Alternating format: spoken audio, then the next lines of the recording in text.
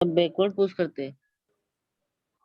Okay, हम अपने पैर से अर्थ को बैकवर्ड पुश करते हैं। अर्थ को अपने पैर से बैकवर्ड पुश करते हैं। इसका मतलब क्या हुआ कि अर्थ के रिलेटिव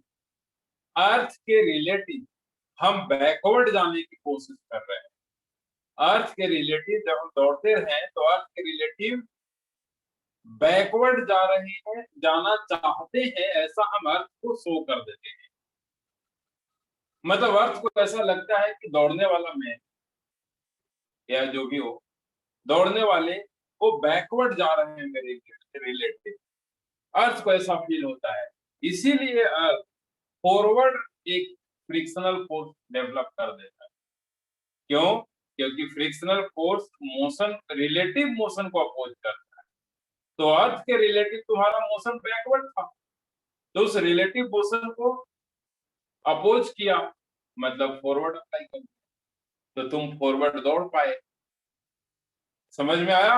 अगर जैसे तुमने अर्थ को पैर से बैकवर्ड पुश किया, वापस सुनो, जैसे तुमने अर्थ को पैर से बैकवर्ड पुश किया, वहां पे अगर फ्रिक्शन नहीं होता तो क्या तुम फॉरवर्ड जा पाते? कि तुम्हारा पैर स्लिप करके बैकवर्ड चला जाता अगर फ्रिक्शन ना होता तो? No sir. तो इसका मतलब क्या हुआ कि हमारा फॉरवर्ड मोशन को सपोर्ट कौन कर रहा है? फ्रिक्शनल। अगर वो नहीं होता तो हम फॉरवर्ड जा ही नहीं पा रहे, इसको सपोर्ट कर रहा है। क्लियर हुआ? Yes sir. तो frictional force always relative motion को अपोज करता है। रिलेटिव मतलब एक बॉडी दूसरे बॉडी के रिलेटिव अगर बैकवर्ड जा रहा है तो उसमें फॉरवर्ड फोर्स अप्लाई होगा। एक और मैं बात बताता हूँ, यहाँ देखो सभी लोग यहाँ देखो, ये अर्थ सरफेस है, इस पे एक ब्लॉक है, m kg का एक ब्लॉक है। अब इस ब्लॉक को कोई फॉरवर्ड पुश करेगा, पुल करेगा, कोई फॉरवर्ड पुल करेगा। अगर इस ब्लॉक को किसी ने फॉरवर्ड पुल किया है by applying an external force, forward pull किया जा रहा है इस ब्लॉक को, तो ए अर्थ के रिलेटिव ब्लॉक कहां जा रहा है? फॉरवर्ड या बैकवर्ड?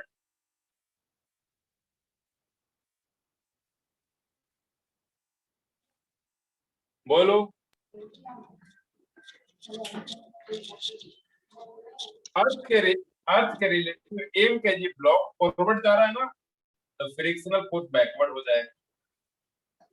अर्थ के रिलेटिव फॉरवर्ड जा रहा है, मींस बैकवर्ड फ्रिक्शनल।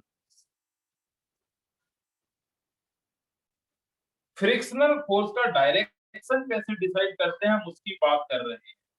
अच्छे से देखो वापस, अब ये दो ब्लॉक हैं, एक m1 kg, second m2 kg। अब हमने m1 kg को पुल किया है by apply an external force.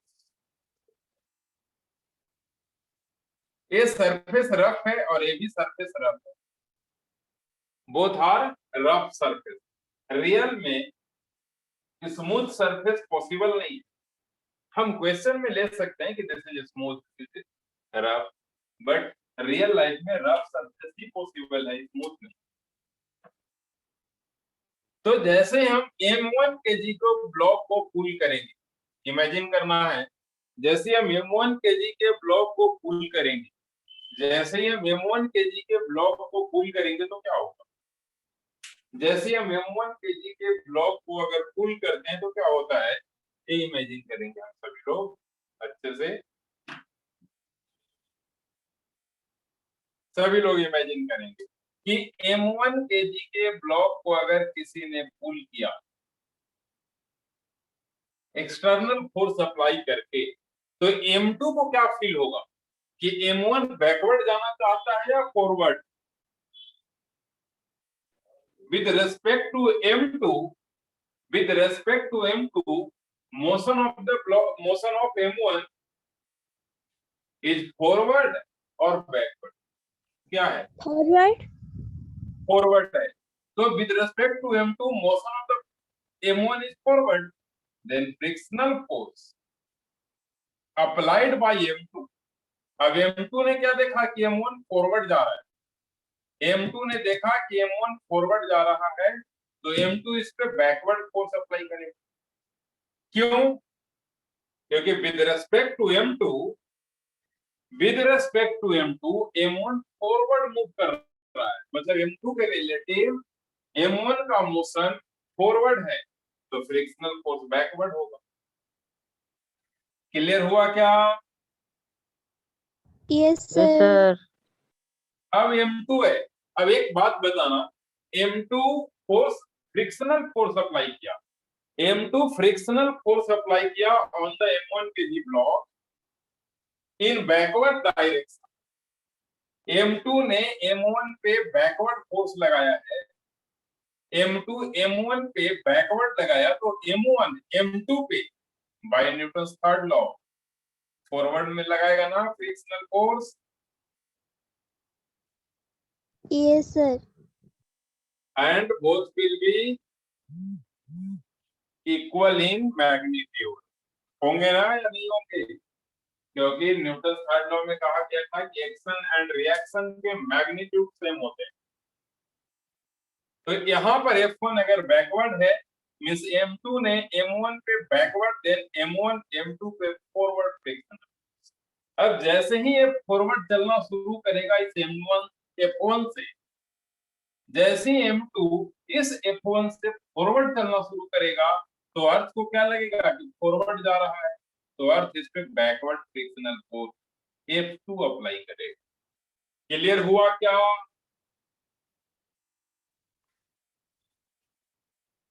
कोई डाउट है? No sir. ओके, किसी को कोई डाउट है तो पूछेंगे। ऐसे मैं वापस एक फिगर दे रहा हूं जिसपे तुम लोग डिसाइड करना direction of frictional force.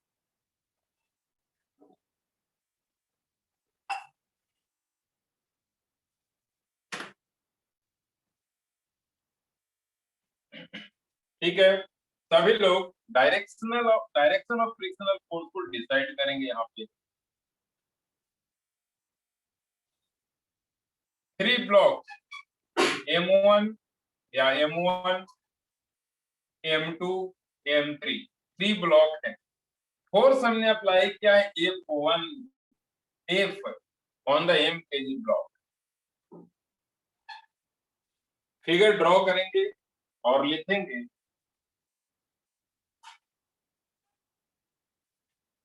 so the direction of frictional force, so the direction of frictional force, so the direction of frictional force on each block, every surface rough है, सभी सरफेस रफ है।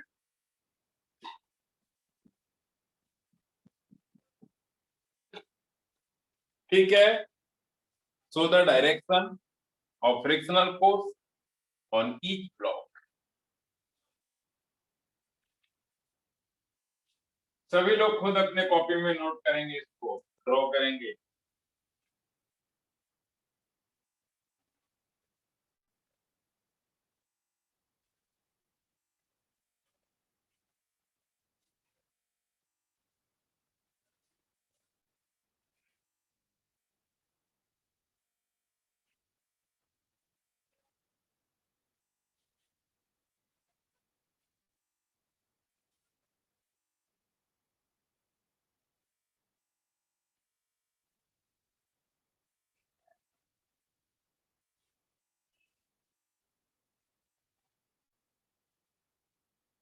तो okay, सभी लोग इसको note करेंगे और frictional force के डायरेक्शन को शो करेंगे। तो सबसे पहले M1 को अगर हमने ऑब्जर्व किया, सबसे फर्स्ट हमने M1 को ऑब्जर्व किया, तो सभी लोग बताएंगे कि M1 पर फ्रिक्शनल फोर्स कौन अप्लाई करेगा? M2 अप्लाई करेगा। M1 ऑन द M1 के जी ब्लॉक फ्रिक्शनल फोर्स M2 के जी अप्लाई करेगा। M2 ब्लॉक भी उस पे फ्रिक्शनल फोर्स कौन सा ब्लॉक अप्लाई करेगा? m1 kg पे m2 kg ब्लॉक ही फ्रिक्शनल फोर्स अप्लाई करेगा।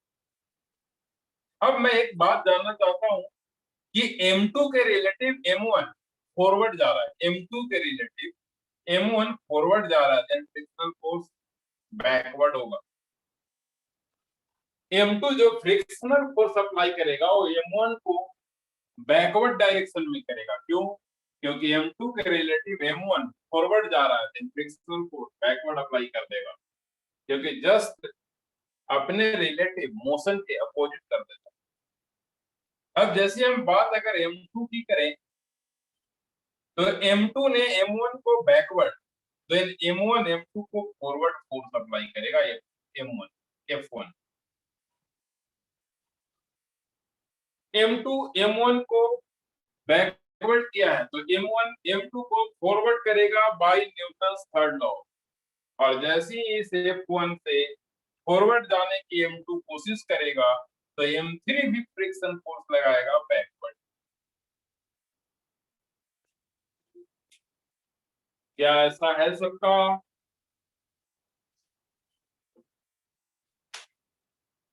क्लियर है ना? Yes sir. ओके, तो यहां तक हम लोगों ने देखा।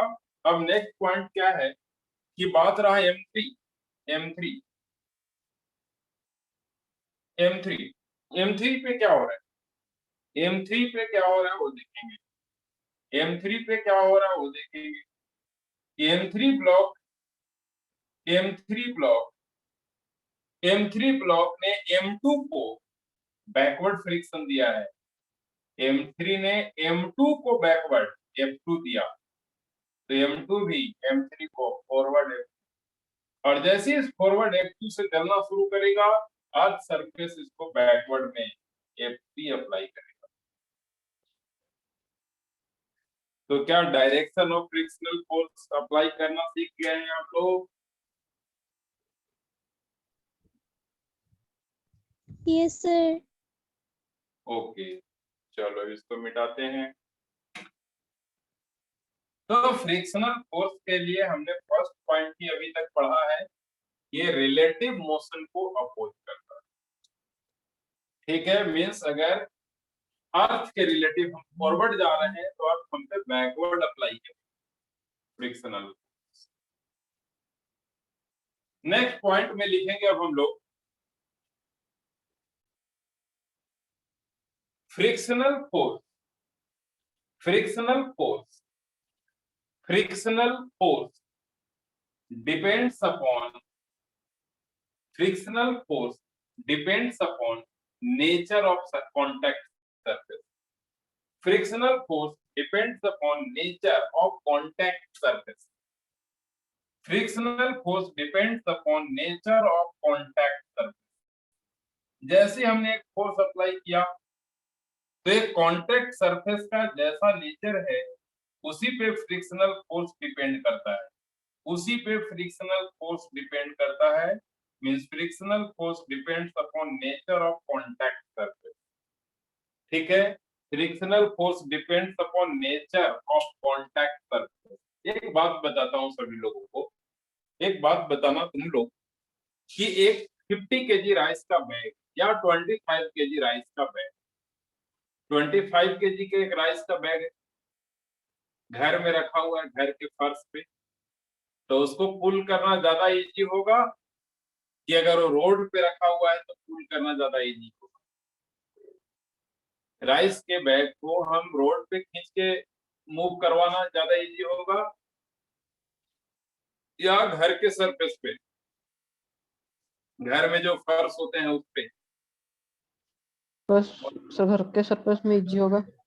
इजी होगा क्यों? क्योंकि वहां पे टाइल्स वाइल्स लगा होता है, सरफेस स्मूथ होते हैं, मतलब स्मूथ तो नहीं होते लेकिन सरफेस थोड़ा कम रफनेस होता है। अब रोड में रफनेस बहुत ज्यादा है, रोड में रफनेस बहुत ज्यादा है और घर के सरफेस में रफनेस कम है। तो घर के सरफेस में रफनेस कम है इसीलिए वो फ्रिक्शन फोर्स कम अप्लाई कर पा रहा है, और अगर कम अप्लाई कर पा रहा है तो हम आराम से उसको खींच ले पा रहे हैं।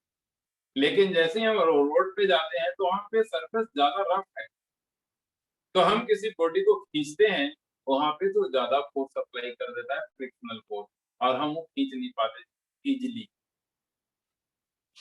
तो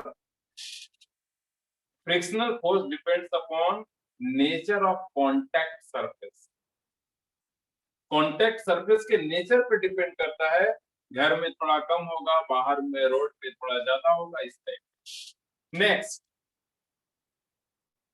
frictional force does not depend upon frictional force. Next point number 3, frictional force does not depend upon area of contact surface. Area of contact surface, frictional force does not depend upon area of contact surface। contact surface के area पे depend नहीं करता। frictional force does not depend upon area of contact surface।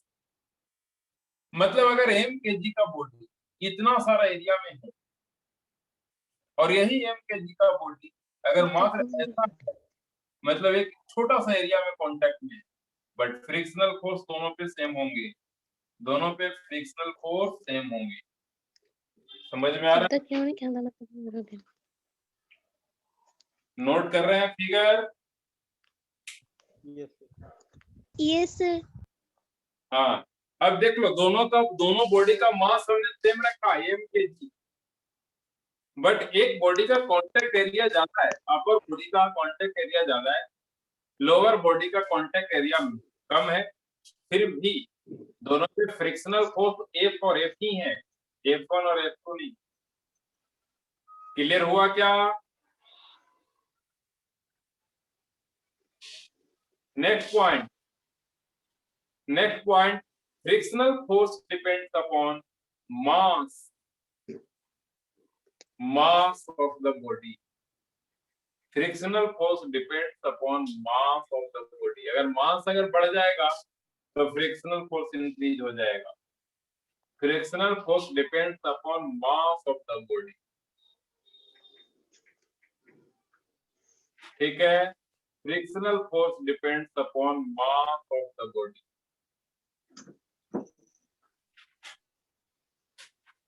ठीक है, yes sir. Next point, frictional force always, sir frictional diagram, क्या? Sir diagram ये diagram तो मैंने बोला है ना, नोट कर लो, ये दोनों डायग्राम तो फिगर में दिख रहा है, नोट करना है। Okay sir.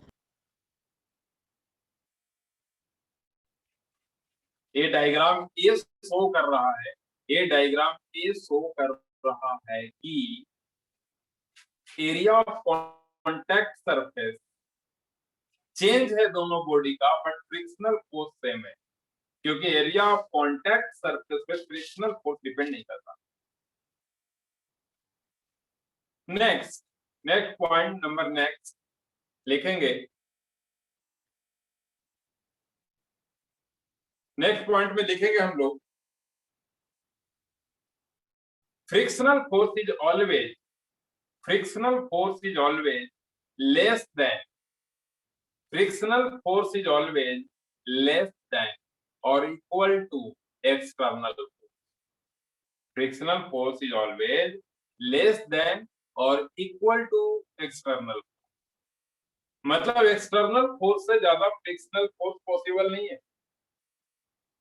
फ्रिक्शनल फोर्स हमेशा एक्सटर्नल फोर्स से स्मॉलर होगा, लेस देन होगा या इक्वल टू हो सकता है, greater than external force possible नहीं।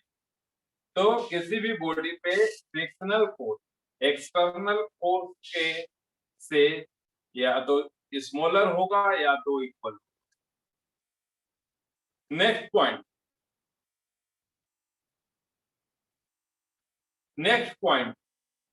कहने, अभी जो हमने पॉइंट लिखाया उसका मीनिंग क्या है? अभी जो हमने पॉइंट लिखा है उसका मीनिंग ये है कि एक्सटर्नल फोर्स क्या होगा? ग्रेटर होगा या इक्वल होगा फ्रिक्शनल फोर्स। फ्रिक्शनल फोर्स को हम स्मॉल f से डिनोट करते हैं। फ्रिक्शनल फोर्स को हम स्मॉल एफ से डिनोट करते हैं, याद रखना। फ्रिक्शनल फोर्स को हम स्मॉल एफ से डिनोट करते हैं, ठीक है। तो फ्रिक्शनल फोर्स यहाँ दिख रहा है कि लेस देन और इक्वल टू एक्सटर्नल फोर्स। अच्छा, अगर एक्सटर्नल फोर्स 0 होगा तो फ्रिक्शनल फोर्स क्या होगा? तो फ्रिक्शनल फोर्स भी 0 होगा। 0 सर। हाँ, क्योंकि ऐसा नहीं हो सकता कि एक्सटर्नल फोर्स 2 न्यूटन है और फ्रिक्शनल फोर्स 4 न्यूटन है, ऐसा नहीं हो सकता। एक लाइन और लिख लो, नहीं, if external force on the system is 0, if external force on the system is 0, if external force on the system is 0, then frictional force also will on be, the if external force on the system, system या body कुछ भी लिख सकते हैं, if external force on the system, bracket में body भी लिख सकते हैं, if external force on the system is 0, then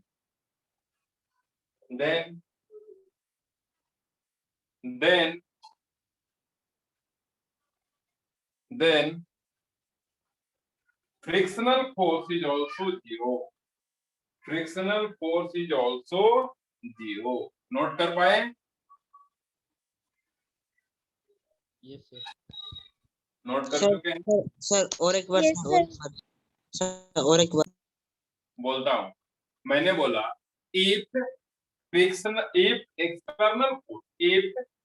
external force, वापस लिखो, if external force on the system is 0, then frictional force is also 0. Then frictional force is also 0. Okay? yes sir. Okay.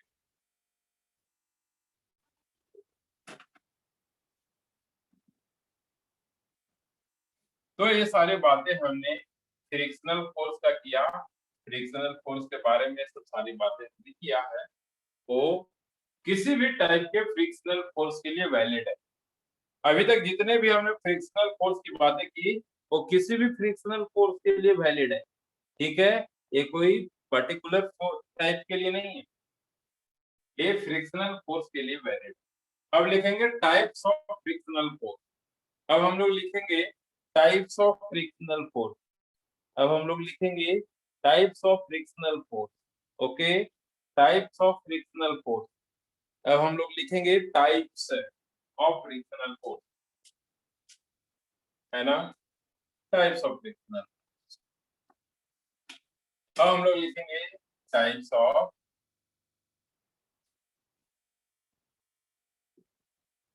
Frictional force.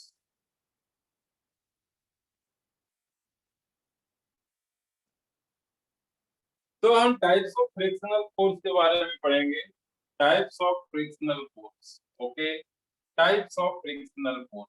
First point, static frictional.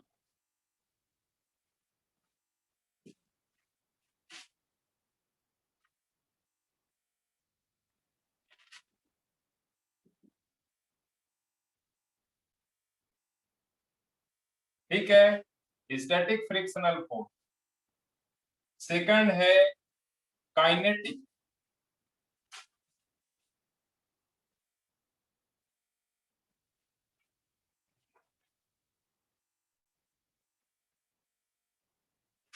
Kinetic frictional force, ठीक है, second है kinetic frictional force. First है static frictional force, second है kinetic frictional force. Generally यही दो frictional force होते हैं, लेकिन एनसीईआरटी ने एक और दिया है, रोलिंग फ्रिक्शनल फोर्स। ठीक है, तो सभी लोग थर्ड वाला भी नोट करेंगे, rolling frictional force, rolling frictional force. तो टाइप्स ऑफ फ्रिक्शनल फोर्स में तीन है, static, kinetic and rolling. Static, kinetic and rolling.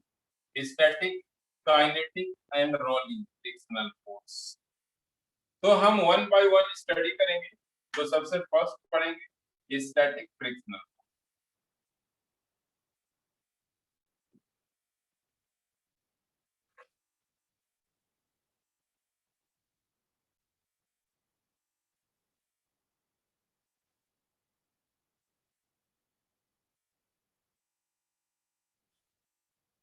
ठीक है, हेडिंग ले लेंगे स्टैटिक फ्रिक्शनल फोर्स। दिख रहा है ना सबको clear?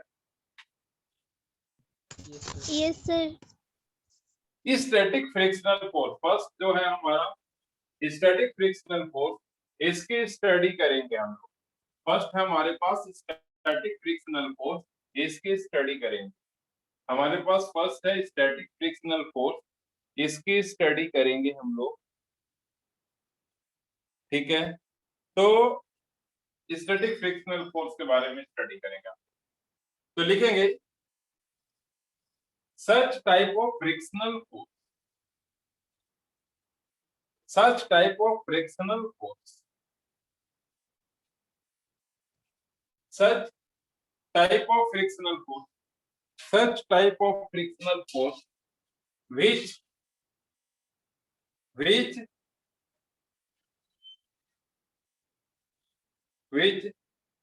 stops relative motion, which stops relative motion is known as static frictional force, is known as static frictional force। एक ऐसा फ्रिक्शनल फोर्स है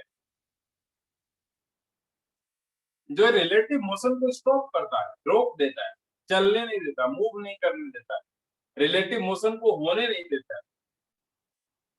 तो ऐसे फ्रिक्शनल फोर्स को हम स्टैटिक फ्रिक्शनल फोर्स कहते हैं। Second point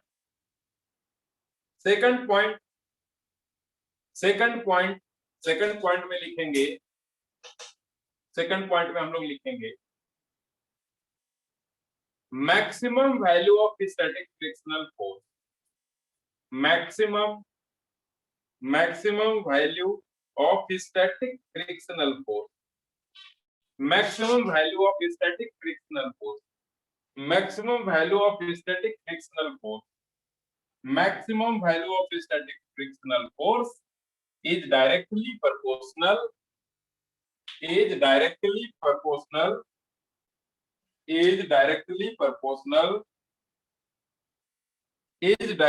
proportional to the normal contact force, to the normal contact force, to the normal contact force at that surface, at that surface, at that surface, at that surface। हमने क्या बोला कि static frictional force, ये frictional force है, यहाँ S अगर लगाते हैं तो स्टैटिक फ्रिक्शनल फोर्स। ठीक है, ये है स्टैटिक फ्रिक्शनल। इसका मैक्सिमम वैल्यू जो है ना, maximum value static frictional force का मैक्सिमम वैल्यू डायरेक्टली प्रोपोर्शनल है।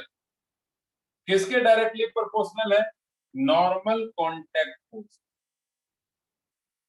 जैसे कि एक बात बताता हूं, ये एक बॉडी है जिसमें मास एम है, एक फोर्स अप्लाई किया, एक्सटर्नल फोर्स,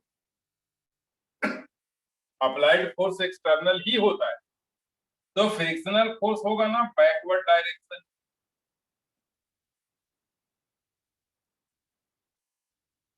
ये बॉडी है तो डाउनवर्ड में mg भी होगा और अपवर्ड में नॉर्मल फोर्स भी होगा। तो इस बॉडी पे देख लो, अच्छे से क्लियरली देखो कि इस सरफेस का जो फ्रिक्शनल फोर्स है, इस सरफेस का जो फ्रिक्शनल फोर्स है, इसी सरफेस के कांटेक्ट फोर्स के प्रोपोर्शनल है। फ्रिक्शनल फोर्स का मैक्सिमम वैल्यू, फ्रिक्शनल फोर्स नहीं, फ्रिक्शनल स्टैटिक फ्रिक्शनल फोर्स का maximum value directly proportional to normal contact. Clear हुआ क्या?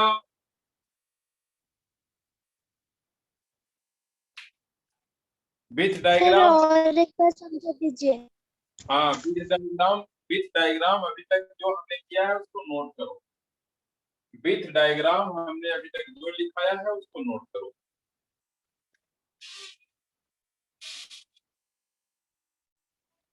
हाँ, हमने स्टैटिक फ्रिक्शनल फोर्स का सेकंड पॉइंट क्या बोला, तो बोला ये है कि maximum value of static frictional force, maximum value of static frictional force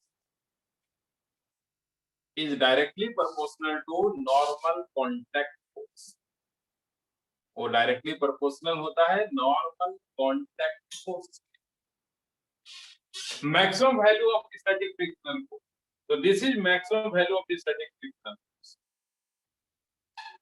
ये प्रोपोर्शनल होता है किसके? Normal contact force. किस सरफेस का नॉर्मल फोर्स? तो जहां पे फ्रिक्शन अप्लाई हो रहा है उसी सरफेस का कांटेक्ट। अब क्लियर हुआ क्या? Yes sir. ओके, अब एक बात बताते हैं कि एक किसी भी प्रोपोर्शनलिटी के साइन को हम रिप्लेस किससे करते हैं? एक कांस्टेंट। किसी भी प्रोपोर्शनलिटी के साइन को एक कांस्टेंट से रिप्लेस करते हैं और वो कांस्टेंट यहाँ पे होता है mu. This is maximum value of static frictional force. This is maximum value of static frictional force. ये स्टैटिक फ्रिक्शनल फोर्स का मैक्सिमम वैल्यू। और अब लिखेंगे where mu is known as where mu is known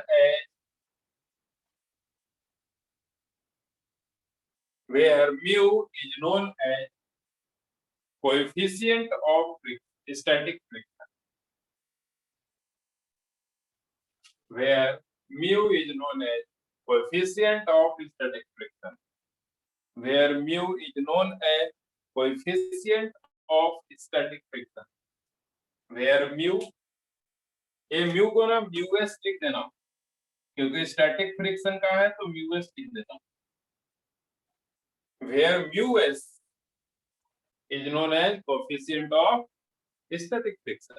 note हो गया? Yes sir. अच्छा एक बात बताओ, ये जो म्यू एस इंटू एन है, ये जो म्यू एस इंटू एन है, ये स्टैटिक फ्रिक्शन है कि maximum value of static friction?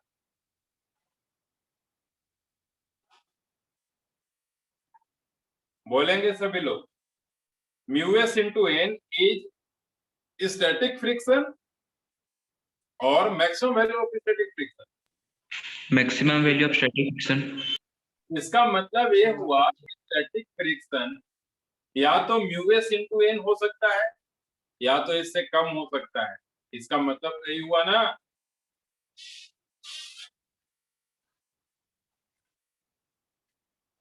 यहाँ पे एक स्टार पॉइंट देके लिखेंगे, जो फ्रिक्शनल फोर्स है, स्टैटिक फ्रिक्शनल फोर्स है, वो मिनिमम क्या हो सकता है? 0, और मैक्सिमम क्या हो सकता है? Mu S into N. इससे ज्यादा पॉसिबल नहीं है।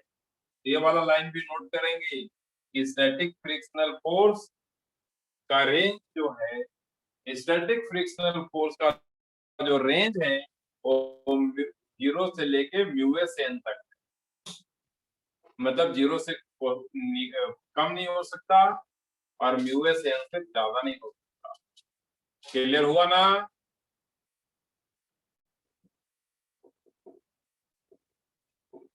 क्लियर है? 0 कब हो सकता है? तो जब कोई एक्सटर्नल फोर्स नहीं है तो 0 है। कोई एक्सटर्नल फोर्स नहीं है मतलब external force 0, then frictional force भी 0, ऐसा हमने लिखाया, मतलब स्टैटिक फ्रिक्शनल भी 0। और जैसे ही कुछ ना कुछ एक्सटर्नल फोर्स आने लगा वैसे ही धीरे धीरे स्टैटिक फ्रिक्शनल फोर्स भी बढ़ रहा है। बढ़ते बढ़ते वो म्यूएस इंटू एन तक जा सकता है। It means range of static frictional force is 0 to mu S N. Any problem? No sir. Okay, तो ये चीज हम लोग याद रखें, इतना तक हम लोग याद रखेंगे कि फ्रिक्शनल फोर्स जो है वो म्यूएस इंटू एन से स्मॉलर हो सकता है, इक्वल हो सकता है। स्टैटिक फ्रिक्शनल फोर्स कभी भी म्यूएस एन से ज्यादा पॉसिबल। नेक्स्ट पॉइंट लिखेंगे,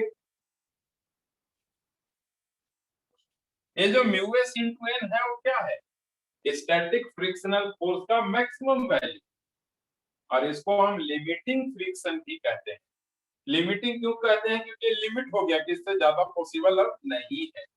तो लिखेंगे mu S into N, mu S into N is also known as limiting friction force, limiting frictional force.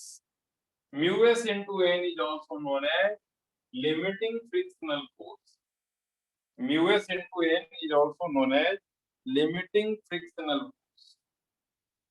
Mu(s) into n is also known as limiting frictional force.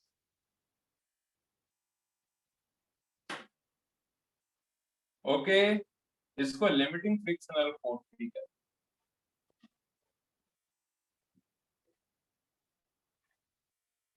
ठीक है, एक चीज और मैं बता रहा हूं, स्टार पॉइंट, एक स्टार पॉइंट बता रहा हूं। ठीक है, अब जो भी हम बात कर रहे हो सब स्टैटिक के लिए कर रहे हैं, तो इसको स्टैटिक रीजन में ही याद रखना है। तो लिखेंगे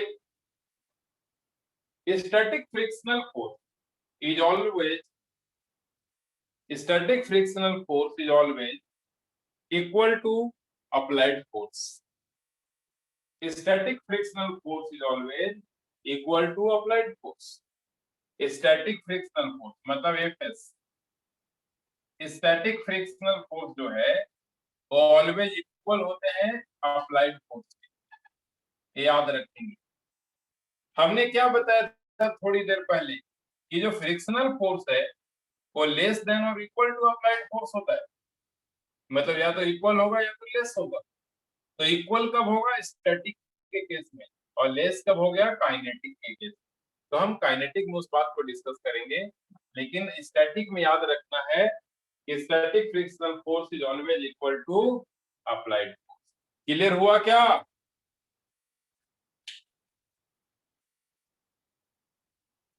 बोलो।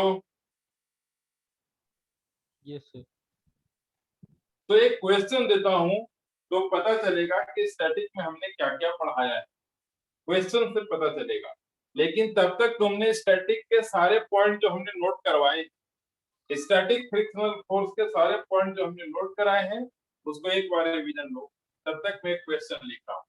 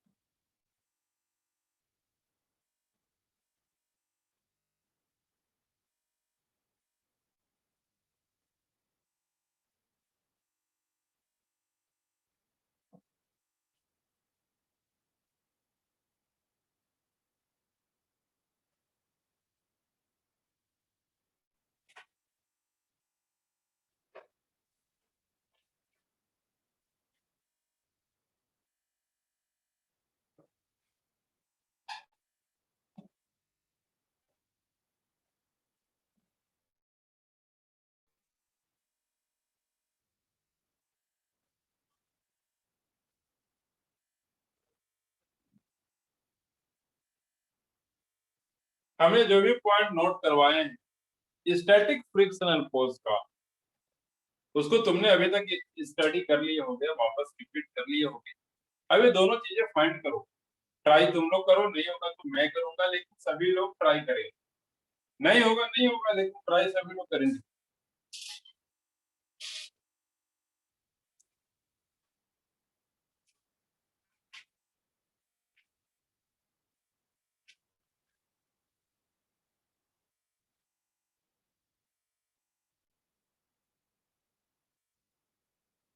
हाँ जी,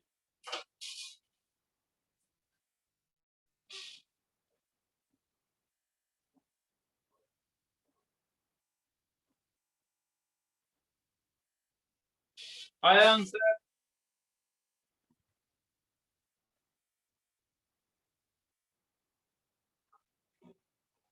दो मिनट रुकना, सभी लोग रिमूव मत हो जाना जल्दी से, बहुत लोग रिमूव हो चुके हैं।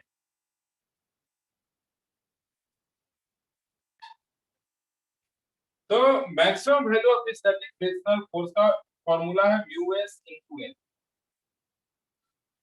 तो म्यू तो दे रखा है 0.2 और एन हमको कैलकुलेट करना पड़ेगा। कैसे? तो डाउनवर्ड में है 4g और अपवर्ड में है एन, इसीलिए हमने बोला था कि नॉर्मल कांटेक्ट फोर्स बहुत यूज आएंगे इस चैप्टर में, इस टॉपिक में। तो देख लो, एन किसके इक्वल है? वर्टिकल में कोई मोशन नहीं हो रहा है, वर्टिकल में कोई मोशन नहीं हो रहा है, इट मींस की normal force is equal to 4g means 4g। तो ये क्या आ गया? 0.8 आया। हाँ, 8 न्यूटन आया आंसर। कोई दिक्कत नहीं है किसी को? No sir. अच्छा एक बात बताओ, अप्लाइड फोर्स कितना है? कितना फोर्स हमने अप्लाई किया? 3 न्यूटन। 3 न्यूटन, हाँ 3 न्यूटन फोर्स अप्लाई किया, लेकिन फ्रिक्शनल फोर्स पीछे कितना लग सकता है? Maximum 8 Newton. मतलब क्या ये बॉडी मूव करेगा कि नहीं करेगा?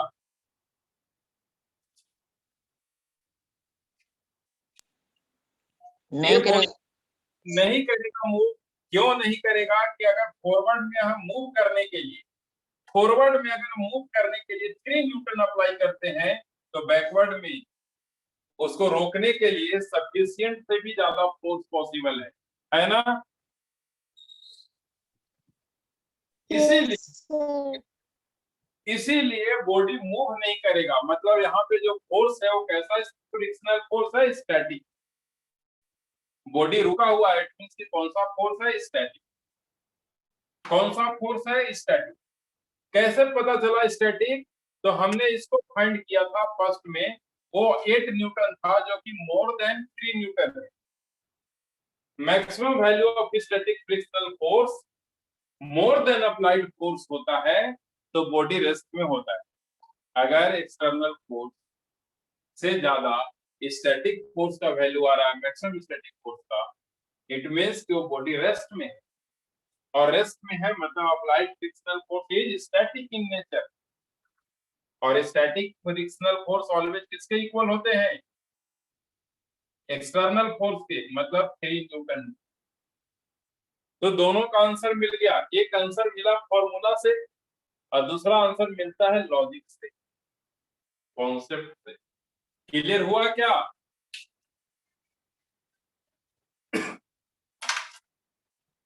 क्लियर हुआ? Yes sir. Yes, sir. तो अभी अभी ऐसे ऐसे क्वेश्चन और ऐसे ऐसे टॉपिक अभी और करेंगे हम लोग।